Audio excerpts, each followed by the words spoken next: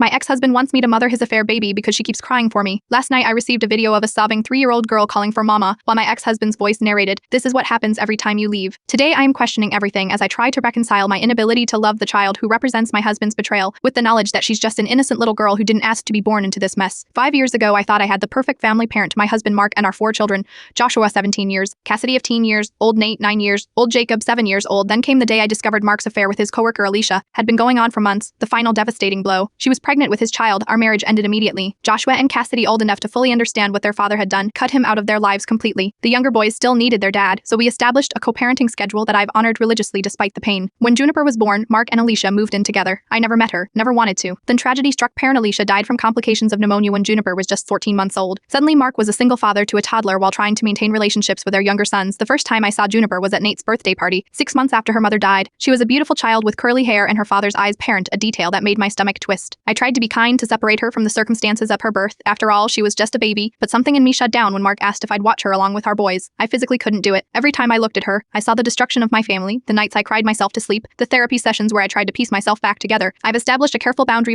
I am polite to Juniper. I wave hello and goodbye, but I maintain emotional distance. It worked until recently when she started calling me mama after hearing Jacob use the term. The first time it happened, I gently corrected her. "No, sweetie, I am not your mama. You can call me Katie." Last weekend, when I arrived to pick up the boys, Juniper ran to me with arms outstretched, sobbing, "Mama, up." My heart raced as I froze, unable to pick her up despite her tears. Mark swooped in, gathering her into his arms while shooting me a look of pure contempt. Before I left with the boys, he asked to speak privately. In the kitchen, his request knocked the wind out of me. "She needs a mother figure. You are already here for the boys. Would it kill you to take her sometimes too? Let her call you mom. She already thinks of you that way." "I can't be her mother," I said firmly. "I am sorry for her loss truly, but she represents the worst moment of my life." "That's not her fault," he snapped. "No," I agreed. "It's yours." Last night the video arrived, Pernt and Juniper crying by the door after I'd left with the boys. His text read, "I hope you are happy with yourself. I am not happy. I am torn apart by competing truths. This child deserves love and stability, and I cannot be the one to provide it without reopening wounds that took years to heal. My sister says I have no obligation to mother the child of my husband's affair. My therapist asks what message my refusal sends to my younger sons about compassion. Mark believes I am punishing an innocent child for his mistakes. I don't know who's right. I only know that some wounds leave scars that change who we are forever, even when we wish they hadn't."